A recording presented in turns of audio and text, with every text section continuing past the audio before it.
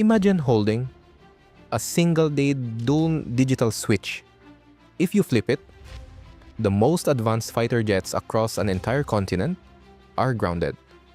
Welcome to the invisible battlefield of the 21st century. I have spent days digging through a mountain of reports, defense budgets, and geopolitical briefings. What I found completely changed how I look at global security. We usually think of military alliances like NATO as purely defensive pacts, friends protecting friends. But my analysis of recent global defense data reveals something much deeper. We are witnessing a brilliant, multi-layered architecture of economic monetization. The United States has essentially created a security-as-a-service business model. It transforms military cooperation into a massive, sustainable profit engine for the American defense industrial base and tech sector. Let me tell you a story about the ultimate apex predator of the skies, the F-35 Lightning II. It is an engineering marvel. It is also a cash machine. The F-35 program brings about $72 billion annually into the American economy and supports over 290,000 jobs. Dozens of allied nations are buying it. But here is the catch. The F-35 is heavily reliant on software, specifically a cloud-based logistics network, originally called Alice, now transitioning to Odin. This software sends real-time data back to servers in the United States. Many partner nations have complained because they do not get access to the underlying source code. They cannot independently modify the software or integrate their own weapons without US approval. If political winds shift, Washington could theoretically cut off access to updates. Some European officials literally fear a kill switch. Look at Turkey. They were a key partner in the F-35 program. Then, Ankara decided to buy the Russian S-400 air defense system. The US simply kicked Turkey out of the program and halted deliveries. It shows who holds the real power. So, how does the US convince countries to buy into this system? They use incredibly effective financial tools, known as foreign military sales, or FMS, and foreign military financing, or FMEF. Basically, the US government acts as an intermediary and sometimes a bank to help allies buy American weapons. The numbers are staggering. In 2024, US military equipment sales to foreign governments hit a record $318.7 billion. The FMS portfolio for European allies jumped to $68 billion in 2024, up from a historical average of just $11 billion. Let us look at a real-world drama unfolding right now in Poland. Poland is aggressively rearming to deter Russia. Recently, the director of the U.S. Defense Security Cooperation Agency signed a $4 billion loan guarantee for Poland to buy American platforms. But simultaneously, Polish President Karol Nawrocki vetoed a bill that would let Poland access 43.7 billion euros in European Union defense loans. Prime Minister Donald Tusk was furious, saying the veto complicates Poland's security. Nawrocki argued the EU loans would create dependency on Germany. But critics point out that buying American gear on dollar-denominated credit with interest rates around 5 to 6% creates massive long-term debt dependency on the United States. American diplomats actively lobby against Buy Europe initiatives, claiming they restrict market access. This brings me to a fascinating buzzword you hear constantly in military circles: interoperability. It means different militaries must be able to work together smoothly. If a French observer spots a target, a Spanish artillery unit needs to receive that data in a usable format. It sounds logical. But economically, interoperability acts as a massive market barrier. NATO standards form a closed ecosystem where American technology is the baseline. To be truly interoperable, allies are heavily pressured to buy from the American Big Five defense contractors: Lockheed Martin, RTX, General Dynamics, Boeing, and Northrop Grumman. The American defense industrial base is a behemoth. It comprises nearly 60,000 companies. Meanwhile, the European defense industry is highly fragmented along national lines. European nations frequently duplicate efforts and fail to pool their resources.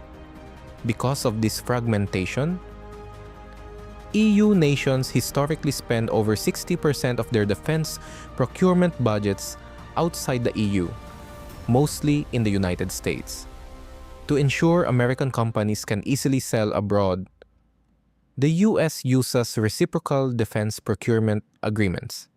These agreements waive binational laws between the US and partner nations. The US currently has these agreements with 28 countries. The stated goal is mutual market access. However, I read a detailed government oversight report revealing that the US Department of Defense rarely monitors the actual economic impact of these agreements on domestic industry. They do not even establish a baseline to compare alternatives. Why? Because the system inherently favors the overwhelming scale of the US defense sector. The US defense budget is about 2.5 times larger than the combined budgets of all 27 EU member states. But Europe is starting to wake up. They realize that relying completely on foreign tech is dangerous.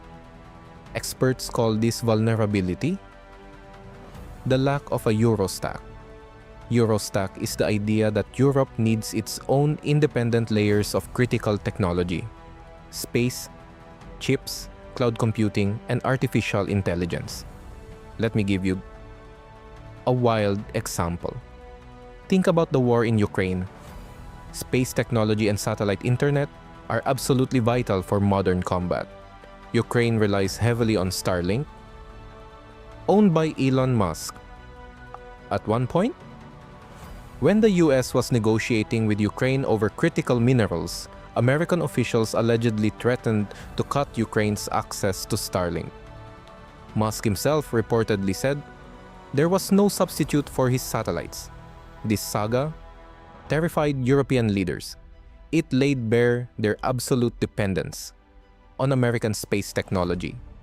The vulnerability extends to the cloud. 3 American giants, Amazon, Microsoft, and Google, control 70% of the European cloud market. What happens if a political dispute erupts over digital taxes and a US president restricts cloud services abroad? Europe could literally go dark. To fight back, the EU drafted the European Defense Industrial Strategy. They set a bold goal: by 2030, 50% of national procurement budgets must go to European companies. This Buy European push attempts to build sovereign capabilities. Unsurprisingly, Washington hates this idea. US officials argue it stifles innovation and slows down the urgent need to rearm. I want to zoom out and look at the macro picture. Military dominance is not just about selling jets. It fundamentally structures the global economy in America's favor. Michael Strain, an economist at the American Enterprise Institute, outlines several structural economic benefits of a strong US military. First, the US Navy protects global shipping lanes, acting as a massive cost reducer for private businesses. Look at the recent Red Sea crisis. How the attacks on commercial vessels forced ships to route around South Africa, Shipping costs skyrocketed, and insurance premiums surged. A strong military presence prevents these disruptions, keeping consumer prices down. Second, a military hegemon enjoys a massive funding advantage. Because global investors trust the stability of the United States, the US government can borrow money at lower interest rates. Historical data shows that whenever a nation becomes the dominant military power, its bond yields drop. This exorbitant privilege saves American taxpayers billions of dollars. Furthermore, military research constantly spills over into the private sector. The Defense Advanced Research Projects Agency helped create the Internet, GPS, and the computer mouse. Economic studies show that a 10% increase in defense research actually translates into a 5% increase in private sector research. It crowds in private investment rather than crowding it out. Even the energy sector is tied into this defense web. Following the 2022 invasion of Ukraine, Europe urgently needed to replace Russian piped gas. The United States stepped in, increasing its share of EU liquefied natural gas imports from 24% to 56%. This energy shift was explicitly framed as a matter of NATO energy security. The American LNG industry is projected to add $1.3 trillion to the US GDP by 2040. So, Europe's security crisis directly fueled an American energy boom. When I look at all these puzzle pieces together, the picture is incredibly clear. The global defense architecture is a masterpiece of economic strategy. Through interoperability standards, long-term wet FMF loans, proprietary software control, and energy supply shifts, the United States has successfully monetized collective security. The push for NATO members to spend 5% of their GDP on defense by 2035 will funnel hundreds of billions of dollars directly into the American industrial base. For the US, defense is not a sunk cost. It is an investment that yields immense strategic and financial returns. Meanwhile, Europe is caught in a difficult bind. They urgently need high-end military equipment to face the Russian threat today. But buying off-the-shelf American gear cements their technological and financial servitude for decades to come.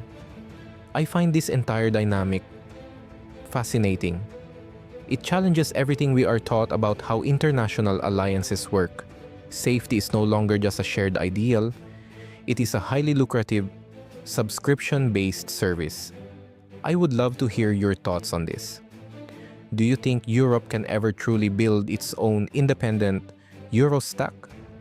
Or is the American technological lead simply too massive to overcome? Drop your opinions in the comments below.